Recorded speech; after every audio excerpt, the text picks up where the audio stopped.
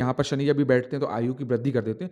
ऐसे व्यक्तियों की बहुत आयु होती है, जिससे भी आपकी शादी हो रही है उससे आपका रिलेशन कैसा रहेगा, उससे आपके संबंध कैसे रहेंगे। नमस्कार दोस्तों, मैं निश्मिता दुबे। स्वागत है आप सभी का हमारे पॉडकास्ट में। आज हमारे साथ हैं इंडिया के बहुत बड़े एस्ट्रोलॉजर आचार्य देवेश चौबे जी। नमस्कार चौबे जी, बहुत बहुत स्वागत है आपका। अब आप हमारे दर्शकों को अपने बारे में कुछ बताएं। नमस्कार, मैं आचार्य देवेश चौबे हूँ। मैं पिछले 12 साल से ज्योतिष पे काम कर रहा हूँ और ज्योतिष को लेके जो भी भ्रांतियाँ हैं या जो भी डाउट्स हैं उनको मैं अपने वीडियो के माध्यम से, चैनल के माध्यम से, जिसका नाम कुंडली योग है, बताने की कोशिश करता हूँ। और कहीं ना कहीं लोग थोड़े से डरे हुए रहते हैं कि उनको ये योग है, ये दोष है, तो उसको भी क्लैरिफाई करने की कोशिश करता हूँ। तो मैं बेसिकली भोपाल से हूँ, एक कॉर्पोरेट कंपनी में जॉब करता हूँ, बट एस्ट्रोलॉजी मेरा फोर फादर से चला आ रहा है, एक कार्य है, एक सेवा है। बहुत अच्छी बात है आचार्य देवेश जी। तो बिना देर किए शुरू करते हैं आज की चर्चा। जी बिल्कुल। तो देवेश जी, ज्योतिष हमारे लिए क्यों आवश्यक है, क्यों हमारे जीवन में इतना महत्व करता है? देखिए, ज्योतिष को लेके काफ़ी लोग कहीं ना कहीं एक गलत धारणा बनाए हैं कि ये एक बिजनेस है या मनगढ़ंत कहानियाँ हैं या लोग अपने हिसाब से बता देते हैं। आपने देखा होगा कि कुछ लोग ऐसे हैं जो बहुत छोटे रूप में, बहुत छोटी उम्र में बहुत ज़्यादा सक्सेस जिनने पा ली है, और कुछ लोग ऐसे हैं जिनका एक बहुत एज निकल गई है, एक टाइम निकल गया, उसके बाद भी उनको वो सक्सेस नहीं मिली जो उनको चाहिए थी। तो आप पाओगे कि जो भी लोग ऐसे हैं जिनका कहीं ना कहीं छोटे रूप में काम है, जो लोग ऐसे हैं जिनका कहीं ना कहीं आपने देखा होगा कि एस्ट्रोलॉजी से कनेक्ट है, चाहे उनके माता पिता हों चाहे वो खुद हों, और उनने उनकी सलाह पे काम किया है, तो उनकी सक्सेस रेट आपको ज़्यादा देखने को मिलेगी। अब मैं आपको एक सबसे अच्छा इसका उदाहरण देता हूँ कि एक हमारे यहाँ की फैमिली है जिनकी भी शादी आपने देखा होगा बहुत लंबे समय तक चल रही थी। वो हर एक काम, जितने भी काम होते हैं, चाहे वो पूजन हो, घर में उद्घाटन हो, या कोई भी उनका काम है, उनके यहाँ पर्टिकुलर एक पंडित हैं, एक ज्योतिष आचार्य हैं जो उनको सलाह देते हैं कि आपको ये काम करना है, इस समय नहीं करना है, इस समय करना है। और आप देखिए कि उनकी सक्सेस रेट जो है या जो उनका सक्सेस ग्राफ है वो किस तरीके से ऊपर जा रहा है। तो ज्योतिष में जैसे हम राहु काल है, अब लोग नहीं मानते, पर यदि आप देखेंगे कि जो भी काम अपने राहु काल में करे हैं, जो अपन चौखड़िया देख के करते हैं, पंचांग देख के करते हैं, तो मैंने बहुत सारे लोगों को देखा कि जिन्होंने भी राहु काल में अपना काम किया, कहीं ना कहीं उस काम में उनको गिरावट मिली है या नुकसान ही हुआ है। आपने यहाँ बुंदेलखंड में एक चीज़ सुनी होगी कि दुकान बढ़ा रहे हैं या दुकान मंगल कर रहे हैं, तो बेसिकली ये कहीं ना कहीं इसी से कोरिलेट है। दुकान मंगल करना या बढ़ाना मतलब कोई ये नहीं बोलेगा कि दुकान बंद कर दो, बिकॉज ऑफ कि वो एनर्जी कहीं ना कहीं सर्कुलेट होगी, नेगेटिव एनर्जी बंद करना, और वहीं पर बढ़ाना मतलब उसकी एनर्जी को अपन पॉजिटिव वे में कर रहे हैं। अपने ऊपर भी वैसे ही चीज़ें लागू होती हैं। इसलिए ज्योतिष का मुझे लगता है ज्योतिष का जीवन में बहुत महत्व है। इनफैक्ट जो शादियाँ हो रही हैं उसमें भी ज्योतिष मिलान आप देखोगे, जो नाड़ी है, तो नाड़ी से हम ये पता कर लेते हैं कहीं ये जो दो लोग हैं वो कहीं ब्लड रिलेशन में एक से तो नहीं है। आज साइंस जब बहुत समय बाद इसको मान रही है कि हाँ यार, एक ब्लड रिलेशन में ये बीमारी आती है, खासकर आप पाकिस्तान में देखोगे तो सबसे वो हैप्पीथर्मिया की जो बीमारी जी जी जी, सबसे ज़्यादा देखने को मिलेगी। उसका एक रीज़न यही है कि उनके यहाँ कुंडली मिलान नहीं होती है, भाई बहनों में, कज़न में शादी हो जाती है, तो ये चीज़ें जो बीमारियाँ हैं वो पीढ़ी दर पीढ़ी बढ़ती जा रही हैं। तो आपका कहना ये है कि ज्योतिष के माध्यम से हम ये भी जान सकते हैं कि ब्लड रिलेशन में शादियां नहीं करनी है, या ब्लड रिलेशन मतलब नाड़ी जिससे हम कहते हैं ज्योतिष शास्त्र में, उसका महत्व ज्योतिष में बताया गया है। देखिए, बेसिकली क्या होता है, अकेला नाड़ी ही नहीं है, हम भुकुट भी देखते हैं, हम मैत्री भी देखते हैं, हम गण भी देखते हैं। कुछ चीज़ें हैं, टोटल 36 गुण माने जाते हैं ज्योतिष में। अपन जब कुंडली मिलान करते हैं तो आपने सुना होगा राम और सीता जी के 36 के 36 गुण मिल गए थे। तो क्या होता है कि जो गुण होते हैं उसमें सबसे ज़्यादा जो ऐसे अंक बांटे हुए हैं कि 8 अंक जैसे नाड़ी को है, 7 अंक भुकुट को है, फॉर एग्जाम्पल 5 अंक मैत्री को है, गण को है, ऐसा। तो जो सबसे इंपॉर्टेंट होता है ज्योतिष में वो होती है नाड़ी। नाड़ी यदि मिल जाती है तो सबसे 8 गुण, सीधे 38 में से सीधे 8 गुण ऐड हो जाते हैं। फिर उसके बाद आपकी मैत्री बहुत जरूरी है। मैत्री शब्द आया है बेसिकली संस्कृत के मित्र शब्द से, मित्र से मैत्री आया है। तो जिन दो रिलेशनों में मैत्री मिलेगी मतलब उनमें आपसी सामंजस्य बहुत अच्छा होगा, मित्रता बहुत अच्छी होगी। भुकुट जो होता है वो भुकुट बेसिकली आपके फिजिकल रिलेशन को दर्शाता है, मतलब जिससे भी आपकी शादी हो रही है उससे आपका रिलेशन कैसा रहेगा, उससे आपके संबंध कैसे रहेंगे। गण के आप किस गण के हो, आप राक्षस गण के हो और सामने वाला देवगण का है, तो कहीं ना कहीं थोड़ा सा भेद या मनमुटाव देखने को मिलेगा।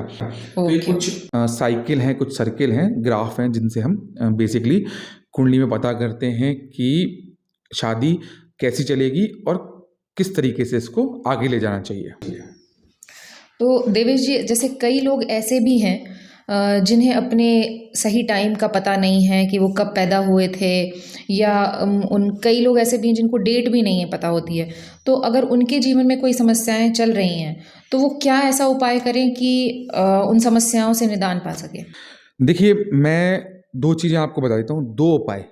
कोई भी व्यक्ति, चाहे उसको अपने ज्योतिष का नॉलेज हो, नहीं हो, ज्योतिष पर विश्वास करता हो, अन्यथा नहीं करता हो, यदि वो 2 उपाय कर लेगा, तो और मैं इसका सटीक उदाहरण भी दे देता हूँ आपको, तो वो अपने जीवन में जो भी समस्याएं से जूझ रहा है, चाहे वो किसी भी प्रकार की हो, चाहे वो हेल्थ वाइज हो, चाहे फाइनेंशियली हो, चाहे रिलेशन वाइज हो, वो सब समस्याओं से उसको समाधान मिल जाएगा। मैं ये चीज़ आपको लिख के दे सकता हूँ कि खाली ये 2 उपाय। पहला उपाय ये है, आपने एक समुदाय को देखा होगा, मैं बात कर रहा हूँ जैन समुदाय की, मैं बात कर रहा हूँ पंजाबी या सरदारों की। वो हमेशा गुरु परंपरा पे ही चलते हैं। आपने कभी किसी भी सरदार को बहुत छोटे निम्न स्तर का काम करते नहीं देखा होगा, या कभी आपने उनको भीख मांगते हुए नहीं देखा होगा। तो इसका कारण क्या है? या आप जैन धर्म को देखेंगे तो जैन धर्म भी बहुत ऊंचाइयों पर जा रहा है। आप आज यदि आईएएस, आईपीएस या कोई बड़े अधिकारी, बड़े बिजनेसमैन देखेंगे तो आपको जैनों का रेशियो बहुत दिखेगा, क्योंकि जैन और जो सरदार हैं, पंजाबी हैं, वो गुरु परंपरा पे काम करते हैं, और गुरु परंपरा कुंडली में भी सबसे अच्छी मानी जाती है। कहते हैं जिस भी व्यक्ति का गुरु अच्छा है, उसके जीवन के सारे दोष खत्म हो जाते हैं। अब आपको यदि नहीं पता कि आपके गुरु अच्छे हैं कि नहीं हैं, तो सबसे अच्छा इसका तरीका है कि आप किसी न किसी से गुरु दीक्षा लीजिए, गुरु दीक्षा ले लीजिए। मतलब कोई भी आपके जान पहचान में जो पंडित हों, जो इजी एक्सेसिबल हों, जो आपको इजी टू मिल जाएं, कभी भी आपकी बात हो जाए, कनेक्ट कर सकें जिनसे आप, तो उनसे आप गुरु दीक्षा ले लीजिए। जिस भी व्यक्ति ने गुरु दीक्षा ली है, अपने गुरु का पालन किया है, यदि उन्होंने गलत भी बताया है तो भी उस व्यक्ति का उद्धार ही हुआ है। जैसे हम ज्योतिष में कहते हैं कि गुरु यदि कुंडली के केंद्र में या त्रिकोण में बैठ जाए, त्रिकोण मतलब पहला, 5वां और 9वां भाव, और केंद्र मतलब पहला, चौथा, 7वां और 10वां भाव, इन किसी भी भाव में गुरु बैठे हों तो वो कुंडली के 1.25 लाख दोषों को दूर कर देते हैं। तो कहने का मतलब कि गुरु, यदि आपको नहीं पता कि कैसे हैं, या हो सकता है अच्छे नहीं हो, आपकी कुंडली में समस्याएं चल रही हों, तो आप गुरु दीक्षा लीजिए, उनका पालन करिए, और आप पाएंगे कि आपके जीवन में बहुत बड़े बदलाव आ रहे हैं, और पॉजिटिव वे में बदलाव आ रहे हैं। तो ये उपाय कोई भी कर सकता है? कोई भी व्यक्ति कर सकता है। यदि उसको गुरु नहीं मानना है तो कोई भी एक फ़ोटो लेके, कोई भी एक तस्वीर, मूर्ति लेके अपना गुरु मान सकते हैं। जैसे एकलव्य ने द्रोणाचार्य को माना था, ना कभी उनसे दीक्षा ली, ना उन्होंने कभी कुछ सिखाया, एक मूर्ति के रूप में उन्होंने पूजन करी, और आज आप देखेंगे कि वो एक सबसे बड़े धनुर्धर बनते यदि द्रोणाचार्य ने उनसे उनका अंगूठा नहीं मांगा होता तो जैसा कि आपने सुना अभी देवेश जी से, तो जिन भी लोगों को अपनी कुंडली के बारे में जानकारी नहीं है और वो ये उपाय करना चाहते हैं तो ज़रूर करें, और अपने जीवन में जो परेशानियां चल रही हैं आपके जीवन में, उनसे भी आप निदान पा सकते हैं। तो देवेश जी, आजकल हम ये बहुत सुन रहे हैं समाज में कि मंगल दोष के बारे में या मांगलिक होने के बारे में बहुत सुन रहे हैं। तो उसमें क्या लड़के का और लड़की का दोनों का ही मांगलिक होना ज़रूरी है, या मंगल किसी एक को है और दूसरे को नहीं है तो भी विवाह कर सकते हैं? देखिए, बेसिकली जितने भी लोग हैं, जितने भी व्यूअर्स हैं, वो अपनी कुंडली में खुद ही देख सकते हैं कि उनको मंगल है कि नहीं है। इसका तरीका ये है कि कुंडली के पहले, चौथे, 7वें, 8वें या 12वें भाव में यदि मंगल बैठे हैं तो कहीं ना कहीं वो कुंडली मांगलिक हो जाती है। अब अपन आते हैं कि मांगलिक लड़का या लड़की नॉन मांगलिक से शादी कर सकता है कि नहीं। तो देखिए, ज्योतिष में 2-3 चीज़ें हैं जिसको लोगों को समझना बहुत ज़रूरी है। यदि कोई व्यक्ति मांगलिक है और उसके मंगल पे गुरु की दृष्टि आ रही है, गुरु अपनी पंचम, सप्तम और नवम दृष्टि से देखता है, तो यदि उस व्यक्ति के मंगल पर गुरु की दृष्टि आ रही है तो वो कहीं ना कहीं उसने मंगल के प्रभाव को कम कर दिया है या खत्म कर दिया है। दूसरी चीज़, यदि किसी लड़के या लड़की के सप्तम भाव में शनि बैठा है, मतलब एक मांगलिक है, एक नॉन मांगलिक है, पर नॉन मांगलिक के सप्तम भाव में शनि का संबंध हो, तो भी ऐसी शादियां हम लोग प्रेफर कर देते हैं। एक और चीज़ है कि यदि 30 की एज हो जाती है तो 30 की एज के बाद भी मंगल का प्रभाव बहुत कम हो जाता है। तो यदि कोई व्यक्ति अपनी 30 की एज के बाद शादी करता है और सामने वाला मंगल है और वो नॉन मांगलिक है तो भी कोई दिक्कत देखने को नहीं मिलती है। ये बहुत सारी चीज़ें हैं। यदि मंगल की डिग्री भी कम है तो अकेला ऐसा नहीं है कि आपकी कुंडली मांगलिक हो गई तो अब आपको मांगलिक ही लड़का या लड़की चाहिए है, या सामने वाले की नॉन मांगलिक है तो उसे नॉन मांगलिक लड़का ही लड़की चाहिए। आप पहले प्रॉपरली उसको एनालिसिस कर लीजिए कि कहीं ऐसा तो नहीं कि मंगल दिख बस क्योंकि लोग सॉफ्टवेयर में देख लेते हैं वहाँ पे लिखा आता है मांगलिक है, उच्च मंगल है, आंशिक मंगल है, पर पता चला कि मंगल सिर्फ सॉफ्टवेयर एल्गोरिदम के थ्रू आ रहा है, पर एक्चुअल में मंगल का प्रभाव शून्य है या बहुत कम है, जो जीवन पे असर डालेगा ही नहीं। तो ये बेसिक एनालिसिस करके अपन पता कर सकते हैं, उसमें कोई बहुत बड़ा वो नहीं है। लोग खुद ही देख सकते हैं यदि गुरु की दृष्टि आ रही है, डिग्री कम है या मंगल पर कहीं ना कहीं बहुत ज़्यादा प्रभाव नहीं देखने को मिल रहा है तो वो शादी कर सकते हैं, या 30 की एज हो गई है जैसे मैंने बताया आपको। तो यदि कोई व्यक्ति मांगलिक है जी, तो उसके जीवन पे मांगलिक होने का कोई असर पड़ता है या नहीं पड़ता है? देखिए बहुत अच्छा क्वेश्चन पूछा। असल में मंगल का मांगलिक से शादी करने का कारण यही है। मंगल रिप्रेजेंट करता है बॉडी में ब्लड को, गर्मी को। मंगल एक क्रूर ग्रह है। अब क्या होता है कि कोई व्यक्ति के अंदर बहुत गर्मी है, बहुत ऊर्जा है, तो उसको संभालने वाला भी जो व्यक्ति हो वो भी वैसा ही हो, मतलब बहुत ऊर्जावान हो, बहुत शक्तिशाली हो। मतलब यदि सूर्य की रोशनी बहुत ज़्यादा तेज आ रही है और यदि कोई उसको सहने की क्षमता नहीं रखता है तो वो झुलस जाएगा, जल जाएगा। वैसे ही मंगल के साथ है कि यदि कोई व्यक्ति बहुत ज़्यादा एग्रेसिव है, बहुत ज़्यादा उसमें ऊर्जा है, तो उसको रोकने के लिए भी सामने वाला कहीं ना कहीं ऊर्जावान होना चाहिए। इसलिए हम मंगल को देखते हैं, और मंगल नहीं है तो शनि को देख लेते हैं। तो ये दोनों ग्रह ऐसे हैं, कहीं ना कहीं क्रूर ग्रह तो है ही है, पर एक दूसरे को प्रोटेक्ट भी कर लेते हैं कंपैरेटिवली हस्बैंड और वाइफ में भी। ओके। तो देवेश जी, एक और सवाल है कि आजकल ना लोग जितने कई मतलब ज्योतिष नहीं बोलना चाहिए, लेकिन कई लोग ऐसे हैं जो काल सर्प दोष के लिए भी ना बहुत मतलब भ्रमित कर देते हैं लोगों को, कि जिसकी कुंडली में नहीं भी है वो भी पूजन करवा रहे हैं काल सर्प। तो ये होता क्या है और कैसे इसको देखा जाता है? देखिए, कोई भी व्यक्ति अपनी कुंडली में काल सर्प दोष ऐसे देख सकता है कि उसको सिर्फ देखना, अपनी कुंडली लेनी है और कुंडली में राहु और केतु की स्थिति देखनी है। राहु जहाँ पर भी बैठेंगे जस्ट उनके अपोजिट केतु बैठेंगे। कहीं पर भी राहु बैठे हों उसके सप्तम भाव में केतु मिलेंगे, क्योंकि राहु सिर है और केतु बेसिकली धड़ है। तो राहु से केतु के मध्य, मतलब राहु से कोई ग्रह शुरू हुआ है और केतु के मध्य यदि सारे ग्रह, मतलब कुंडली के 7 के 7 ग्रह राहु और केतु, क्योंकि 2 छाया ग्रह हैं तो टोटल 9 होते हैं, तो 7 के 7 ग्रह राहु से केतु के मध्य आ जाते हैं, तो ऐसी कुंडलियां काल सर्प दोष के उसमें आ जाती हैं। अब काल सर्प दोष बेसिकली एक प्रकार का नाग है, मतलब सांप के रूप में उनने सारे ग्रहों को बांध लिया है। अब सारे ग्रहों को बांध लिया है मतलब सारे ग्रह, उसमें गुरु भी होंगे, उसमें मंगल भी होंगे, उसमें शनि भी होंगे। तो जिन ग्रहों का अच्छा प्रभाव है वो भी आपको देखने को नहीं मिलेगा, और जो ग्रह खराब हैं तो वो तो और खराब हो ही गए, क्योंकि वो कहीं ना कहीं इस चक्रव्यूह में, इस नाग फनी में आ गए हैं। अच्छा। अब यहाँ पर एक और चीज़ है, काफ़ी लोग ये भी देखते हैं कि केतु से राहु के मध्य सारे ग्रह आ गए हैं तो उससे भी काल सर्प समझते हैं, पूजन करवाने चले जाते हैं। तो देखिए, केतु से राहु के मध्य जब सारे ग्रह आ जाते हैं तो उसे काल सर्प दोष नहीं बोलते, उसे काल अमृत बोलते हैं। ये एक प्रकार का योग होता है। कहने का मतलब कि ऐसे व्यक्तियों के जीवन में राहु और केतु के जो नेगेटिव प्रभाव हैं, या केतु और राहु के नेगेटिव प्रभाव हैं, वो प्राय खत्म हो गए हैं या नष्ट हो गए हैं। अच्छा। तो कुंडली में जब भी केतु और राहु के बीच में सारे ग्रह आ जाते हैं तो ये बहुत अच्छा योग माना जाता है। पर फिर भी यदि कोई लोग भ्रमित हैं या कोई डर रहे हैं तो मैं उनको एक उपाय बताना चाहता हूँ। कोई भी व्यक्ति जी जी बिल्कुल, जिनका शनि खराब है, जिनका मंगल खराब है, जिनको काल सर्प की समस्या है, जिनको मंगल दोष की समस्या है, कोई भी यदि व्यक्ति सिर्फ ये एक उपाय करेगा तो उसको इन सब समस्याओं से समाधान तो मिलेगा ही मिलेगा, साथ ही साथ उसके जीवन में उन्नति भी बहुत देखने को मिलेगी।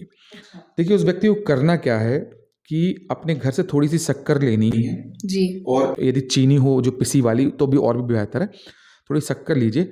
शनिवार के दिन किसी भी समय जो भी आपके घर के नज़दीक में पीपल का पेड़ मंदिर में लगा हो, वहाँ पर चारों तरफ पीपल के पेड़ के वो शक्कर आपको डाल देनी है। ये उपाय सिर्फ और सिर्फ शनिवार के दिन करना है। आप 5 शनिवार करके देखिए, मैं गारंटी लेता हूँ कि आपके जीवन में किसी भी प्रकार की समस्या चल रही होगी, किसी भी प्रकार की, चाहे वो फाइनेंशियली हो, चाहे मैरिज लाइफ इम्पैक्ट चल रही हो, चाहे आपको कर्ज हो, किसी भी प्रकार की समस्या हो, अच्छा। वो से खत्म होना शुरू हो जाएगी, चाहे वो कोई भी समस्या हो। असल में देखिए क्या है ना कि लक्ष्मी नारायण जी का बोलते हैं पीपल पे वास होता है, पर सिर्फ शनिवार के दिन, बाकी 6 दिनों में अलक्ष्मी जी का वास होता है।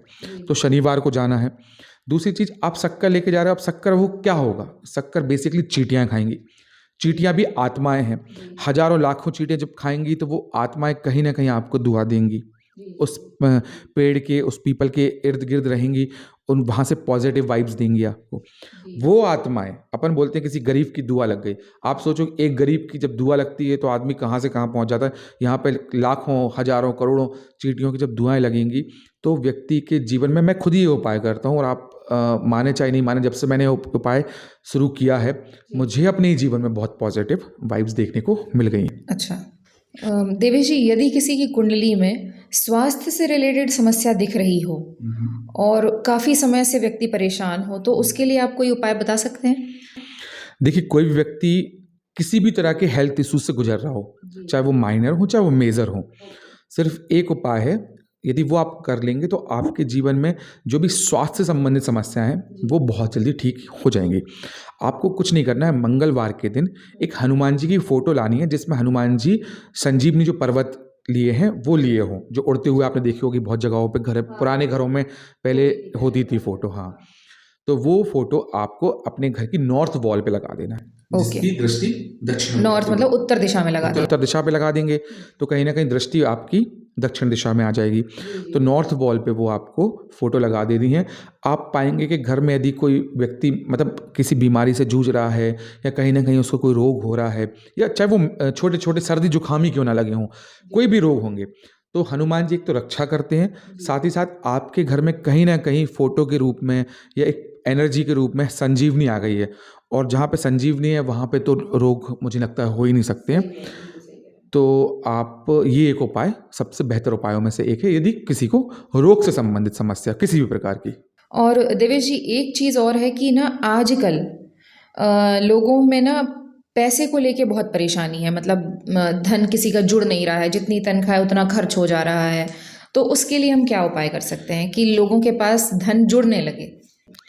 देखिए, वैसे तो है ना, आपको इसके लिए उपाय ये करना है, देखिए सबसे अच्छा उपाय जो है ना वो आपको क्या करना है, एक कोई भी बॉल लीजिए, चाहे वो कांच का हो, चाहे वो पीतल का हो, मेटल का हो, तांबे का हो, कांसे का, कटोरी जैसी, और आपके घर में जो वेस्ट वॉल हो, वेस्ट मतलब अपनी पश्चिम वॉल जो हो, उस दिशा में उस पर बहुत सारे सिक्के रख दीजिएगा, और सिक्कों के साथ एक सुपारी भी रखनी है, सेंगी सुपारी जिसे हम बोलते हैं, तो सेंगी जो कहीं से खंडित ना हो। तो आप एक सुपारी रखिए, उसमें बहुत सारे कॉइन्स डालिए, 1 के, 2 के, 5 के, जो भी आपकी इच्छा हो, और घर की वेस्ट वॉल पे शुक्रवार के दिन उसको रख लीजिएगा। आप पाएंगे कि घर में कहीं ना कहीं एक तो शुक्र देवी जी का दिन है, लक्ष्मी जी का भी दिन है, और आपने यदि इसको वेस्ट वॉल पे रख दिया तो कहीं ना कहीं लक्ष्मी जी बोलते हैं एक्टिव हो गई आपके घर में। और इसको छेड़ना नहीं है, ना तो उससे पैसे लेने हैं ना निकालने। हाँ, जैसे आपने उससे कभी किसी कारण बस कुछ कारण से 5 रुपये, 10 रुपये, 100 रुपये निकाल लिए, तो फिर आप 2 दिन 5 दिन बाद उसमें फिर से पुनः भर दीजिए। कहीं ना कहीं वो एक भंडार है आपके, तो उसका थोड़ा आदान प्रदान करना है, पर उसको कभी खाली नहीं होने देना है। कम से कम 1 रुपये उसमें होना चाहिए यदि आप उसका यूज़ कर रहे हैं तो, और नहीं कर रहे हैं तो कोई बात नहीं, उसमें डालते चाहिए। फिर कभी आपको लगे कोई गरीब आ रहा है, कोई ऐसा व्यक्ति आ रहा है जिसको आपको लगता है कि दान देना चाहिए, तो उसमें से निकाल के दे दो। फिर आपके पास कुछ ज़्यादा पैसा आए तो उसमें डाल दीजिए। तो आदान प्रदान करते रहें, पर खाली नहीं होने देना चाहिए।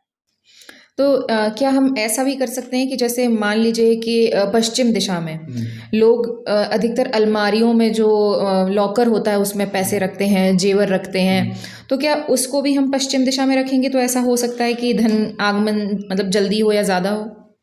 देखिए, बेसिकली जो अलमारी की दिशा है, या मतलब घर में जो वास्तु के हिसाब से वजन वाली चीज़ें हैं, वो हमेशा दक्षिण वॉल में होनी चाहिए। ये एक सोर्स ऑफ पैसे को रोकने के लिए या पैसे को बढ़ाने का उपाय है। आप अपनी जो अलमारी है, जो आपका लॉकर है, वो आप दक्षिण दिशा में रखिए, क्योंकि उसका फेस कहीं ना कहीं उत्तर की तरफ हो जाएगा। पर जो ओपन वॉल है, मतलब जिसमें पैसा दिख रहा है, जो ओपन बाउल है जिसमें पैसा दिख रहा है और जिससे पैसा आदान प्रदान हो रहा है, वो आपको थोड़ा ओपन स्पेस में और वेस्ट वॉल पे रखना है। बाकी आपको अलमारी जहाँ पे भी रखना है, वैसे दक्षिण दिशा सबसे अच्छी होती है अलमारी रखने के लिए। और आपने चूंकि अलमारी का सवाल उठाया है तो सबसे अच्छा है कि आप उसमें पीला कपड़ा बिछा दीजिएगा और थोड़े से चावल डालिएगा, मतलब जो भी आपका लॉकर हो वहाँ पर। बोलते हैं कि पीले कपड़े में थोड़े से चावल डाल दो और उसमें आप अपने ज्वेलरीज रख रहे हो, गोल्ड रख रहे हो, पैसे रख रहे हो, चेक बुक रख रहे हो। तो चावल बेसिकली अक्षत होते हैं जिनका कोई क्षय नहीं कर सकता, जिनको कोई तोड़ नहीं सकता। तो आपकी क्षय को, आपके उस पूरे साइकिल को, उस पूरे ऑरा को बहुत मजबूत कर देते हैं। इसलिए आपने देखा होगा शादी में बहुत बार देखा होगा कि जब विदाई होती है तो महिलाएं जो जिसकी शादी होती है वो पीछे की तरफ चावल करती है, क्योंकि वो अपना जो धन धान्य है वो उस जिस घर से आई है वो उसी घर में छोड़ के चले जाए, उसी घर में छोड़ के चली जाए, उससे लेके ना जाए। तो वो बेसिकली अक्षत का ये महत्व। तो पीला कपड़ा बिछाइए, उसमें अक्षत डाल लीजिए, फिर आप अपना जो भी सामान है वो रख लीजिएगा। ये आपने चूंकि बात निकाली तो इसलिए मैं बता देता हूँ। तो देवेश जी, हमारे चैनल पर कुछ कुंडलियाँ आई थी दिखवाने के लिए, तो उनमें से हम कुछ कुंडलियाँ ले लेते हैं। तो पहली कुंडली हम लेते हैं दिव्यांश जी की। बिल्कुल। तो इनका मैं डिटेल आपको एक बता सेकंड देती हूँ। बताइए। तो इनका मैं डिटेल एक सेकंड बताइए। 14 जून 2001, ठीक है। समय है 6:15 AM। AM PM, अच्छा PM। और प्लेस है शिवपुरी। दिव्यांश जी के लग्न में राहु और बुध का कॉम्बिनेशन है। तो बेसिकली राहु कहीं ना कहीं बुध के साथ मिलके राहु अपनी ताकत को और बढ़ा लेते हैं। तो ऐसा व्यक्ति इल्यूजन में ज़्यादा रहता है, मतलब बहुत ओवर थिंकिंग, बहुत सोचना, ख्याली पुलाव जो होते हैं वो बहुत बनाना, कहीं ना कहीं वो एक नेगेटिव इनका दिख रहा है। यदि हम करियर हाउस की बात करें तो करियर हाउस इनका काफ़ी अच्छा है। सूर्य गुरु का कॉम्बिनेशन बन रहा है, और जब भी कुंडली में सूर्य और गुरु का कॉम्बिनेशन बनता है तो ऐसे व्यक्ति प्रशासनिक उसमें सेवा में या प्रशासनिक जहाँ पे भी लीडरशिप की जॉब हो, खासकर गवर्नमेंट से रिलेटेड, वहाँ पे जरूर जाते हैं। गुरु थोड़ा सा अस्त है, इसलिए ये गुरु दीक्षा ले लें तो बहुत अच्छा है, या गुरु का उपाय कर लें। गुरु का सिंपल सा उपाय है कि गाय को गुड़ खिलाएं नियमित रूप से हर गुरुवार के दिन, तो वो उपाय कर लें। साथ ही साथ सूर्य के साथ बैठ गए हैं तो मैंने बहुत सारे इस पर वीडियो बनाए। जब भी गुरु का सूर्य से संबंध बन जाता है तो कहीं ना कहीं देखा जाए तो ज्ञान का लीडरशिप से संबंध बन गया, तो ऐसा व्यक्ति सरकार में उच्च पद प्राप्त करता है। तो जैसे ये अपने लॉयर से रिलेटेड हो गए, न्यायाधीश से रिलेटेड हो गए, IAS IPS से रिलेटेड हो गए, यदि वो काम करेंगे, थोड़ा सा उसमें थोड़ा विलम्ब होगा पर मिलेगा इनको, ये कन्फर्म है। बस तैयारी ईमानदारी से करें। दूसरा, रिलेशन से सावधान रहें। मतलब ऐसा रिलेशन कहीं ना कहीं जो किसी से एक अपने किसी पार्टनर से थोड़ा रिलेशन हो तो वहाँ पे थोड़ा सा डिस्ट्रैक्शन दिख रहा है इनका, यदि भाई की तरफ से थोड़ा सा डिस्ट्रैक्ट हो रहे हैं। एग्जैक्टली तो उससे थोड़ा सा बच के रहें। बाकी कुंडली में दिव्यांश नाम है ना, दिव्यांश जी का बहुत अच्छा योग है। आप ईमानदारी से तैयारी करिए, बिल्कुल आपकी नौकरी अवश्य लगेगी। और रिलेशन से यदि में है तो थोड़ा सा उसको आप अभी फोकस करिए अपने करियर के, बिल्कुल, क्योंकि 2001 बॉर्न है तो काफ़ी ज़्यादा एज भी नहीं हुई है, तो बहुत अच्छे से तैयारी करेंगे होंगे। शुक्र भी बहुत अच्छे बैठा है, 11th हाउस में बैठा है, तो शुक्र लग्जरी को रिप्रेजेंट करता है। 11th हाउस में जो भी ग्रह बैठते हैं वो कहीं ना कहीं भाग्योदय को, लाभ को रिप्रेजेंट करते हैं। तो शुक्र का यदि लाभ भाव से संबंध हो जाए तो ऐसे व्यक्तियों को जीवन भर लग्जरी से में रहते हैं ऐसे लोग। तो अच्छी कुंडली है वैसे। दिव्यांश जी, आप अच्छी मेहनत करिए, अपने करियर के लिए अच्छी नौकरी मिलने के पूरी संभावनाएं हैं, तो अच्छे से मेहनत करिएगा। तो अब अगला प्रश्न है, कनिष्क जी का प्रश्न है कि 8th हाउस में वो शनि के बारे में पूछ रहे हैं। देखिए, शनि जब भी 8th हाउस में बैठता है तो दो चीज़ें करता है, स्टेबिलिटी में कमी करता है। यदि ऐसा व्यक्ति गवर्नमेंट जॉब कर रहा है, हालांकि जिसके चांस थोड़े कम हैं, पर यदि गवर्नमेंट नौकरी कर रहा है तो संभवतः हो सकता है कि उसका ट्रांसफ़र बहुत हो रहा हो। यदि प्राइवेट सेक्टर में है तो वो एक जगह स्थिर नहीं रहेगा। हो सकता है 2 साल इस कंपनी में कर ले, फिर कहीं और चला जाए, फिर बिजनेस का भी दिमाग में प्लान चले कि मैं ये बिजनेस कर लेता हूँ, बिजनेस स्टार्ट करेगा, फिर नौकरी पे आ जाएगा। तो थोड़ा सा अस्थिरता देखने को मिलती है करियर पॉइंट ऑफ व्यू। यहाँ पर शनि जब भी बैठते हैं तो आयु की वृद्धि कर देते हैं। ऐसे व्यक्तियों की बहुत आयु होती है, सबसे दीर्घायु माना जाता है जब भी शनि का संबंध अष्टम भाव से हो जाए। फिर भी थोड़ा हेल्थ वाइज थोड़ा उनको ध्यान रखना चाहिए। सबसे अच्छा शनि का उपाय करना चाहिए। शनि का सबसे अच्छा उपाय क्या है, एक कांसे का बर्तन लीजिएगा, उसमें थोड़ा सा तेल डालिए और काले तिल डालिएगा, और अपनी परछाई को देखना है, मतलब अपने चेहरे को देखना है, जैसे अपन पानी में देखते हैं। और जो उसमें परछाई जब दिख जाए, तो आपको शनिवार के दिन शनि मंदिर जाना है शाम के समय, जब हल्का-सा अंधेरा हो जाए, लगभग 6 साढ़े 6 बजे के समथिंग। और शनिदेव के चरणों में उस तेल को अर्पित कर देना है। तो ऐसा सिर्फ़ और सिर्फ़ आपको 3 या 5 के कॉम्बिनेशन में करना है, या तो 3 शनिवार करना है या 5 शनिवार करना है। आप पाएँगे कि शनि के प्रभाव, एक तो जो नेगेटिव प्रभाव है वो कम देखने को मिलेंगे, साथ ही साथ जो अनस्टेबिलिटी है, उसमें भी आपको फ़ायदा देखने को मिलेगा। तो देवेश जी, आज की इस चर्चा को हम यहीं विराम देते हैं। बहुत अच्छा लगा आपसे बात करके। बहुत सारे डाउट्स भी क्लियर हुए होंगे लोगों के। जी, तो अगली बार फिर मिलेंगे आपसे। बिल्कुल, बिल्कुल। धन्यवाद।